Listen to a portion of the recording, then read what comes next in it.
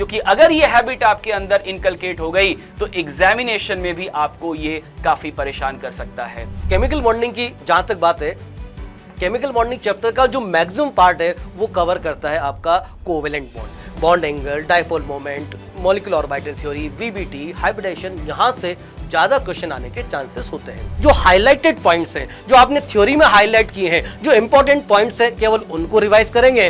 और ऐसे क्वेश्चन जिन पर आपने स्टार मार्क किया था पहली बार कि ये क्वेश्चन तो बहुत अच्छा है, ट्रिकी क्वेश्चन है, इस क्वेश्चन में थोड़ा ट्विस्ट है, इस क्वेश्चन में अलग प्रकार से कॉन्सेप्ट लग रहा है, उन क्वेश्चंस को आप इस समय पर करेंगे, वापस से रिवाइज करेंगे।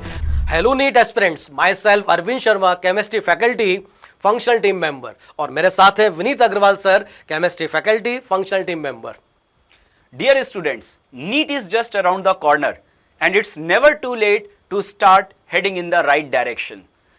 इस वीडियो में हम ये देखेंगे कि किस तरह से केमिस्ट्री के इंटायर सिलेबस को फोकस्ड अप्रोच के साथ कवर किया जा सकता है। तो चलिए स्टार्ट करते हैं जनरल गाइडलाइंस से। Dear student, number 1, correct interpretation of the questions. Examination में जब आपको क्वेश्चन पेपर मिलता है तो क्वेश्चन की लैंग्वेज को आप बहुत अच्छे से देखें और समझने की कोशिश करें। क्वेश्चन में क्या लिखा है, which of the following is correct या इनकरेक्ट, इसको अच्छे से समझिए और उसके अकॉर्डिंग फिर आप आंसर कीजिए। सेकंड पॉइंट बात करते हैं, don't get stuck on a particular question. ध्यान रखें स्टूडेंट्स, किसी एक क्वेश्चन पर ज्यादा देर तक आपको रुकना नहीं है। हर एक क्वेश्चन के सेम मार्क्स होते हैं, है ना, तो एक जगह रुकना नहीं है। आपको क्या करना है, आगे बढ़ते चलना। क्वेश्चन हो रहा है, अच्छी बात है, नहीं हो रहा है, आगे बढ़े, सेकंड राउंड में उसको देखेंगे।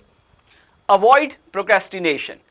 कई बार ऐसा होता है कि जिस काम को हमें आज करना है उसको हम कल पे टाल देते हैं। तो जो आपने डिसाइड किया है कि आज हमें कवर करना है उसको आज ही कवर कर लीजिए, भले ही इसमें आपको कितना भी टाइम लग रहा हो, उसको कल पे ना टालें। नेक्स्ट बात करते हैं, तो कई बार क्या होता है स्टूडेंट की किसी क्वेश्चन को देख करके हम प्रेडिक्टिव हो जाते हैं, या फिर कोई सिंपल क्वेश्चन है, इतना इजी क्वेश्चन आ जाता है कि हम ओवर थॉटफुल हो जाते हैं, उसके बारे में काफी कुछ सोचने लगते हैं। तो इस बात से भी बचें।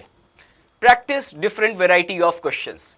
डियर स्टूडेंट्स, आप यूं तो एमसीक्यू सॉल्व करते हैं, एक क्वेश्चन के मल्टीपल ऑप्शंस होते हैं, उसमें से एक करेक्ट ऑप्शन को आप चूज कर लेते।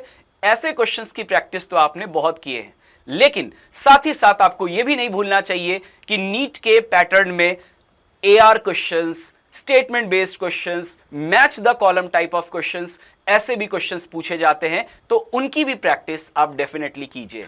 नेक्स्ट है स्पेस एंड टाइम मैनेजमेंट। क्या मीनिंग है स्पेस मैनेजमेंट से? स्टूडेंट, हम जानते हैं कि जो नीट का पेपर हमें मिलने वाला है उसमें एक लिमिटेड स्पेस होती है जिसमें आप रफ वर्क कर सकते हैं। तो अभी जो कैलकुलेशन आप करते हैं, अभी जो प्रैक्टिस करते हैं, कुछ इस प्रकार से आपकी प्रैक्टिस बनी रहे कि कम जगह में आप ज्यादा से ज्यादा क्वेश्चन को, ज्यादा से ज्यादा लंबी कैलकुलेशन को कर पाए। और एक और इंपॉर्टेंट बात, हमें लिमिटेड टाइम में ही क्या करना है, पूरा क्वेश्चन पेपर सॉल्व करना है। 3 आवर्स हमारे पास में है, 180 क्वेश्चंस हैं, लेकिन अगर लिमिटेड टाइम में उतने 3 घंटे में पूरा क्वेश्चन पेपर करना है तो हमारी स्पीड भी ज्यादा होनी चाहिए, यानी कि टाइम को भी मैनेज करना आना चाहिए। टाइम कैसे मैनेज कर पाएंगे, उसके लिए एक बेस्ट वे है आप टाइम बाउंडेड प्रैक्टिस करें। कुछ क्वेश्चन का सेट बना लें और पर्टिकुलर टाइम में उनको सॉल्व करने की कोशिश करें। तो ये कुछ जनरल गाइडेंस हमारी तरफ से थी, पेपर को सॉल्व करते समय इन बातों का जरूर ध्यान रखें। चलिए आते हैं केमिस्ट्री पर, कि जो हम जानते हैं कि केमिस्ट्री को 3 पार्ट में हम डिवाइड करते हैं। 3 पार्ट होते हैं, inorganic chemistry, organic chemistry and physical chemistry. तीनों का पढ़ने का तरीका थोड़ा थोड़ा सा अलग हो सकता है क्योंकि फ्लेवर अलग है।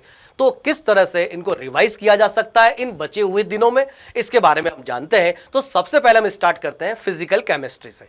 Yes dear students, physical chemistry में थ्योरी और कॉन्सेप्ट को पहले आप अच्छे से प्रिपेयर कीजिए और फिर उससे रिलेटेड न्यूमेरिकल्स की प्रैक्टिस कीजिए। यूं तो फिजिकल केमिस्ट्री में न्यूमेरिकल्स का एक काफी अच्छा वेटेज होता है, बट हमें थ्योरी को स्किप नहीं करना चाहिए, थ्योरी पे भी अच्छी कमांड हमारी होनी चाहिए। न्यूमेरिकल्स को ग्रिप में लेने के लिए फॉर्मूला आपके फिंगर टिप्स पे जरूर होना चाहिए। इसके लिए मैं सजेस्ट करूंगा कि आप फॉर्मूला शीट बना लें और उसको मल्टीपल टाइम रिवाइज करें। न्यूमेरिकल सॉल्व करते वक्त अक्सर स्टूडेंट्स ये कहते हैं कि कैलकुलेशन की स्पीड उनकी कम है, उसको कैसे बूस्ट किया जाए। तो कैलकुलेशन के स्पीड को बूस्ट करने के लिए एक बहुत ही आसान तरीका है। आपके स्टडी मटेरियल में इलस्ट्रेशन या एग्जाम्पल्स में कई सारे सॉल्व्ड क्वेश्चंस आपको मिलते हैं, उन क्वेश्चंस में लास्ट स्टेप जो है आंसर वाला, उसके जस्ट पहले जहां फॉर्मूले में वैल्यूज पुट करके दिए जाते हैं उनको आप कलेक्ट कर लीजिए। ऐसे 10 कैलकुलेटिव पार्ट को आप सेग्रीगेट कर लीजिए, रात में उसे लिख करके सोइए और सुबह उठते ही 5 से 6 मिनट के अंदर उनको सॉल्व करने की प्रैक्टिस आप कीजिए। इससे आपके कैलकुलेशन स्पीड में आप देखेंगे बढ़ोतरी होगी। और न्यूमेरिकल सॉल्व करने के लिए गलती से भी कैलकुलेटर का यूज आप ना करें, क्योंकि अगर ये हैबिट आपके अंदर इनकलकेट हो गई तो एग्जामिनेशन में भी आपको ये काफी परेशान कर सकता है। नेक्स्ट है कि अगर हम पूरी फिजिकल केमिस्ट्री में देखें तो वैसे तो हमें पूरा ही चैप्टर अच्छे से, जितने भी चैप्टर्स है सबको अच्छे से कवर अप करना है, बट स्टिल 11th के फिजिकल केमिस्ट्री में आयनिक इक्विलिब्रियम और साथ ही साथ थर्मोडायनेमिक्स एंड एनर्जेटिक्स का काफी ज्यादा वेटेज है। यूं तो वेटेज के बारे में हम आगे आपको वेटेज लिस्ट प्रोवाइड करने ही वाले हैं, बट स्टिल आयनिक और थर्मोडायनेमिक्स में आपका विशेष ध्यान जरूर रहना चाहिए। आयनिक इक्विलिब्रियम में Ostwald's dilution law, pH calculation, salt hydrolysis, buffer और सॉल्युबिलिटी एंड सॉल्युबिलिटी प्रोडक्ट, इसको आप जरूर अच्छे से कवर करें। और थर्मोडायनेमिक्स एंड एनर्जेटिक्स में आपको enthalpy, relation between delta H and delta E, entropy, Gibbs energy और साथ ही साथ heat of combustion, heat of formation के क्वेश्चंस को भी जरूर अटेम्प्ट कर लेना चाहिए। यहां 11th के फिजिकल केमिस्ट्री के साथ 12th का भी फिजिकल केमिस्ट्री काफी इंपॉर्टेंस रखता है। 12th के फिजिकल केमिस्ट्री में आप इलेक्ट्रोकेमिस्ट्री, सॉल्यूशन और केमिकल काइनेटिक्स प्रिपेयर करते हैं, और कोई भी पॉइंट ऐसा ना हो जो आप स्किप करें, सबका होलिस्टिक कवरेज आपको करते हुए चलना है। यहां पर यह मैं जरूर मेंशन करना चाहूंगा कि एक्सपेरिमेंटल स्किल जो नीट के अपडेटेड सिलेबस में ऐड हुआ है उसका भी आपको ध्यान रखना है, क्योंकि उससे भी क्वेश्चंस आने की पॉसिबिलिटी काफी बन रही है। राइट, सो ये बात हो गई फिजिकल केमिस्ट्री की, लेकिन एनसीईआरटी को आपको नहीं भूलना है। एनसीईआरटी के सॉल्व्ड एग्जांपल्स और इन टेक्स्ट क्वेश्चंस को आप जरूर देख करके जाएं। अब हम बात करेंगे इनऑर्गेनिक केमिस्ट्री में किस तरह से अपने को प्रिपरेशन करनी चाहिए। सर ने काफी अच्छा तरीका बताया कि किस तरह से फिजिकल केमिस्ट्री को प्रिपेयर किया जा सकता है। चलिए बात करते हैं इनऑर्गेनिक केमिस्ट्री की। सबसे पहले कॉन्सेप्ट और थ्योरी पार्ट की बात करते हैं कि ये बहुत इंपॉर्टेंट पार्ट है इनऑर्गेनिक केमिस्ट्री के लिए। थ्योरेटिकल क्वेश्चंस बहुत ज्यादा आते हैं, इसलिए हमारी थ्योरी एकदम क्लियर होनी चाहिए। जैसी ही बात आती है इनऑर्गेनिक केमिस्ट्री की, स्टूडेंट क्या समझते हैं एक्सेप्शंस ही एक्सेप्शंस होंगे, लेकिन स्टूडेंट्स मैं आपसे कहना चाहूंगा ये एक्सेप्शन बहुत इजी हैं, आप याद रख सकते हैं, लेकिन किसके साथ में याद रखें, रीजन के साथ याद रखें। तो जब आप एक्सेप्शन का रीजन समझ लेंगे तो आपको एक्सेप्शन लगेगा ही नहीं और आसानी से वो याद आपको हो जाएगा। एनसीईआरटी का काफी इंपॉर्टेंट रोल है इनऑर्गेनिक केमिस्ट्री में। जो भी चैप्टर आप पढ़ रहे हैं, पहले आपने थ्योरी पढ़ ली है, क्वेश्चंस कर लिए हैं, उसके बाद एनसीईआरटी की रीडिंग जरूर लगा लें इनऑर्गेनिक केमिस्ट्री के लिए। चलिए उसके बाद आते हैं, जैसा कि मैंने कहा ये थ्योरेटिकल पार्ट होता है तो रिवीजन की ज्यादा जरूरत पड़ती है, इसलिए मल्टीपल रिवीजन करें इनऑर्गेनिक केमिस्ट्री के लिए। और क्वेश्चन प्रैक्टिस तो बहुत इंपॉर्टेंट है, चाहे वो इनऑर्गेनिक हो, चाहे ऑर्गेनिक हो, चाहे फिजिकल हो, क्वेश्चन की प्रैक्टिस आपको करते रहना है। अगर इनऑर्गेनिक केमिस्ट्री के चैप्टर्स की मैं बात करता हूं तो जो चैप्टर्स हैं उसमें पीरियोडिक टेबल की है। पीरियोडिक टेबल में आप जानते हैं कि किस तरह से आपको रीड करना है। जेड इफेक्टिव से लेकर के आगे वाला जो पार्ट है उसको अच्छे से रिवाइज करें, उसके क्वेश्चन अच्छे से करें। केमिकल बॉन्डिंग की जहां तक बात है, केमिकल बॉन्डिंग चैप्टर का जो मैक्सिमम पार्ट है वो कवर करता है आपका covalent bond, bond angle, dipole moment, molecular orbital theory, VBT, hybridisation, यहां से ज्यादा क्वेश्चन आने के चांसेस होते हैं। कोऑर्डिनेशन कंपाउंड जो चैप्टर है, इस चैप्टर में ध्यान रखें, एक तो जो सीएफटी है, वीबीटी है या वर्नर थ्योरी है, यहां से क्वेश्चंस ज्यादा बनते हैं। साथ ही साथ इससे पहले वाला पार्ट यानी कि आईयूपीएसी नोमेनक्लेचर और इसके लास्ट वाला पार्ट यानी कि आइसोमेरिज्म, उसका भी जरूर ध्यान रखें। D and f block chapter को एनसीईआरटी से एक एक लाइन को आपको रीड करते हुए चलना है। अब बात आती है पी ब्लॉक की, तो पी ब्लॉक को लेकर के स्टूडेंट काफी कंफ्यूज रहते हैं कि हमें क्या प्रिपेयर करना चाहिए। तो स्टूडेंट आपको ही बताना चाहूंगा कि हमको फोकस रहना है नीट के सिलेबस के अकॉर्डिंग। नीट ने जो सिलेबस, एनटी ने जो सिलेबस रिलीज किया है हम उसके अकॉर्डिंग पढ़ेंगे, और उसके अकॉर्डिंग देखा जाए तो जनरल प्रॉपर्टीज है सभी फैमिलीज की, तो हर फैमिली में जो जनरल प्रॉपर्टीज है उनको पढ़ें, और जो कॉमन टॉपिक्स है जैसे कि inert pair effect, back bonding, hydrolysis, इनको जरूर आप वहां से पढ़ सकते हैं। उसके बाद सबसे इंपॉर्टेंट बात आता है experimental skill, principle related to practical chemistry, उसको भी इंक्लूड करना बहुत जरूरी है। जो भी नया पार्ट ऐड हुआ है, चाहे वो फिजिकल केमिस्ट्री का हो, चाहे वो ऑर्गेनिक में हो, चाहे वो इनऑर्गेनिक में हो, जो भी आपको नया पार्ट ऐड हुआ है सॉल्ट एनालिसिस, उसको जरूर पढ़ के जाए, वहां से भी काफी अच्छे क्वेश्चंस आने वाले हैं। चलिए, ये तो बात हुई इनऑर्गेनिक केमिस्ट्री की। ऑर्गेनिक केमिस्ट्री पर चलते हैं। तो ऑर्गेनिक केमिस्ट्री में सबसे पहले बात करें तो जो आईपीएससी वाला आपका पार्ट है और आइसोमेरिज्म, कोई बहुत ज्यादा टफ क्वेश्चन यहां से बनते नहीं है, इजीली ये कवर कर सकते हैं। लेकिन सबसे इंपॉर्टेंट पार्ट है जीओसी, जनरल ऑर्गेनिक केमिस्ट्री। इसमें आपको ऑर्डर्स पूछे जाते हैं, ऑर्डर्स बनाने के लिए कहा जाता है स्टेबिलिटी ऑर्डर, एसिडिक नेचर का order, basic nature order, reactivity order. ये ऑर्डर कैसे बनाए जा सकते हैं, इनके पीछे क्या कॉन्सेप्ट है, क्या लॉजिक है, एक्चुअली लॉजिक पर जाए इसके बजाय कि हम इन ऑर्डर्स को याद करें। Definitely sir. और ऑर्गेनिक रिएक्शंस की जहां तक बात है, नेम्ड रिएक्शंस में मैकेनिज्म आपको क्लियर होना चाहिए। प्रोडक्ट क्या बनेगा ये आप आराम से डिसाइड कर पाओगे अगर मैकेनिज्म वाला पार्ट आपका क्लियर है तो। सो यहां पर रटना नहीं है, नेम्ड रिएक्शंस में मैकेनिज्म क्लियर कीजिए। हाँ, और कुछ इंपॉर्टेंट नेम्ड रिएक्शन को, जैसे कि वुड्स रिएक्शन, हेलोफॉर्म रिएक्शन, इस तरह के जितने भी नेम्ड रिएक्शंस इंपॉर्टेंट है उनको आप एक पेपर पे या चार्ट पेपर पे कह लीजिए लिख लीजिए, और लिख करके अपने स्टडी टेबल के सामने स्टिक कर लीजिए और मल्टीपल टाइम उसका रिवीजन कीजिए।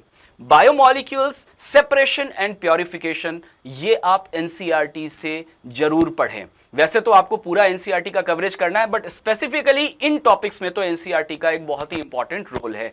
और हाँ, बायोमॉलिक्यूल्स जो आप बायोलॉजी में पढ़ते हैं वो भी यहां पर आप लिंक करके चीजों को रिलेट करें तो वो एक पूरा कवरेज आपको प्रोवाइड करता है। और एनसीईआरटी तो डेफिनेटली आपको पढ़ना ही पढ़ना है।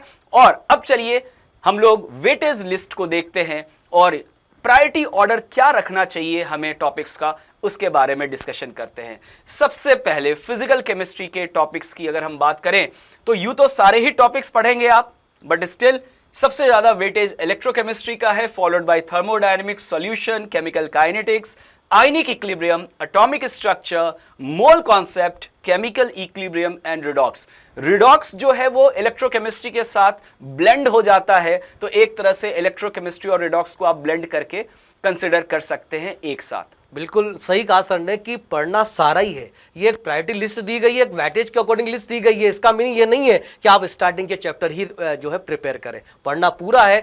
इसके ये ट्रेंड देखा गया है कि नीट में इस तरह के क्वेश्चन पूछे जा रहे हैं, इस ट्रेंड में क्वेश्चन पूछे जा रहे हैं। लेकिन ध्यान रखें, नीट का जो पेपर बनता है उसमें हर एक चैप्टर को टच किया जाता है।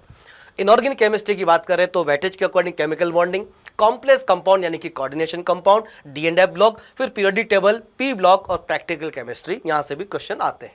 ऑर्गेनिक केमिस्ट्री में aldehyde, ketone, carboxylic acid, amine, haloalkane, haloarene, biomolecules, general organic chemistry, hydrocarbon, separation and purification, nomenclature and isomerism. इस तरह से इस वेटेज लिस्ट को हम लोगों ने देखा। अब उन टॉपिक्स के अंदर जो सब टॉपिक्स हैं उनकी प्रायोरिटी ऑर्डर क्या होनी चाहिए, चलिए उसके बारे में डिस्कशन करते हैं। Let's take an example of electrochemistry. So on the basis of number of questions asked in previous year papers from 2006 to 2024, electrochemistry के सब टॉपिक की एनालिसिस ये रही। So सबसे ज्यादा क्वेश्चंस जिस सब टॉपिक से पूछे गए हैं वो है नर्स्ट इक्वेशन, ये हमारे फर्स्ट प्रायोरिटी पर है। हाँ, उसके बाद E0 cell data based questions, then followed by application of Kohlrausch law, electrolysis and Faraday's law, electrochemical series, factors affecting dilution, conductance and commercial voltaic cell। बहुत ही बेनिफिशियल एक list आपके सामने है इस समय। ध्यान रखिए स्टूडेंट्स, हमने एनालिसिस किया है प्रीवियस ईयर के क्वेश्चंस पेपर का, और जरा ईयर पे ध्यान दें, 2006 से लेकर 2024 तक के नीट एग्जाम में आने वाले जितने भी टेस्ट पेपर थे उनके बेसिस पर लिस्ट प्रिपेयर की गई है। ये तो एक एग्जाम्पल है आपके सामने इलेक्ट्रोकेमिस्ट्री चैप्टर का। इस तरह से आपको पूरी लिस्ट मिलेगी, पूरे केमिस्ट्री के चैप्टर्स की लिस्ट मिलेगी। लेकिन कहां मिलेगी? एलन ऐप पर जब आप जाएंगे तो ऐप डाउनलोड करें और वहां से इस लिस्ट को डाउनलोड करें। ये पूरी पीपीटी भी आपको वहां पर मिलने वाली है।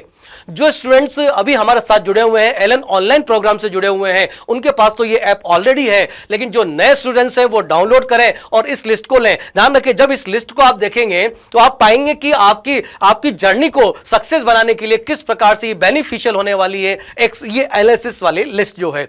कहां से डाउनलोड कर सकते हैं सर स्टूडेंट्स?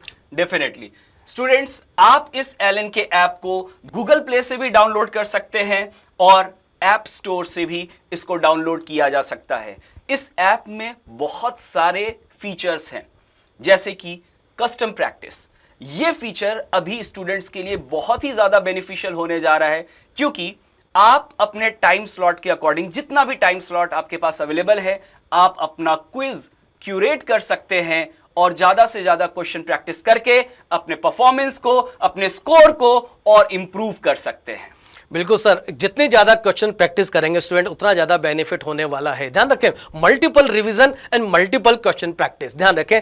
अब चलते हैं स्टूडेंट्स। अब स्टूडेंट सोच रहे होंगे सर, जो आपने अभी तक ये बताया, टॉपिक की वेटेज लिस्ट आपने बताई, फिर सब टॉपिक की वेटेज लिस्ट बताई, अब हमको क्या करना है इन रिमेनिंग डेज में, इन 50 डेज में हमें हमारी प्लानिंग कैसी होनी चाहिए? तो स्टूडेंट, ये जो 50 डेज है, इसको हमने 3 पार्ट में डिवाइड किया है। सबसे पहले बात करेंगे 30 डेज के लिए। इन 30 डेज में आपको क्या करना है, जितना भी आपका केमिस्ट्री का पार्ट है, जितने भी चैप्टर्स है, उनको रिवाइज कर लेना है, साथ में क्वेश्चन भी करते जाए। पूरा आप अपना खुद का शेड्यूल बनाएंगे, जो जो चैप्टर केमिस्ट्री के है पूरा रिवाइज करेंगे, अच्छे से रिवाइज करेंगे, साथ में क्वेश्चन भी करते रहेंगे।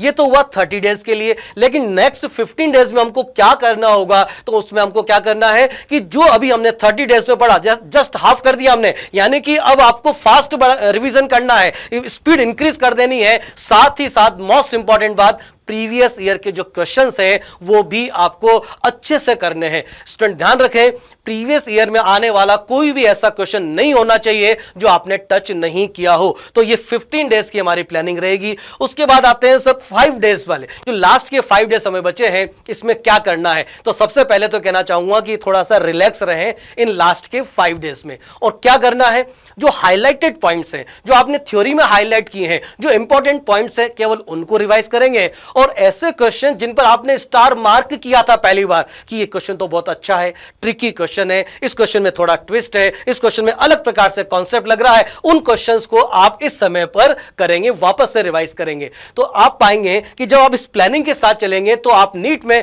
काफी अच्छा स्कोर ला सकते हैं। Yes sir. और स्टूडेंट्स की इसी जर्नी को और आसान बनाने के लिए और लास्ट तक आपका हाथ थामे रखने के लिए हम लेकर के आए हैं आपके लिए नीट क्रैश कोर्स। ये क्रैश कोर्स 28 मार्च से स्टार्ट होगा और इसमें इनरोल करके आप अपने जर्नी को और स्मूथ बना सकते हैं। सो डियर स्टूडेंट्स, जो मेहनत, जो कंसिस्टेंसी अभी तक आपने दिखाया है, उसको आप बरकरार रखिएगा, क्योंकि आप जानते हैं the more you sweat in the training the least you bleed in the battle. मेहनत करते रहे और आगे बढ़ते रहे। All the best for NEET.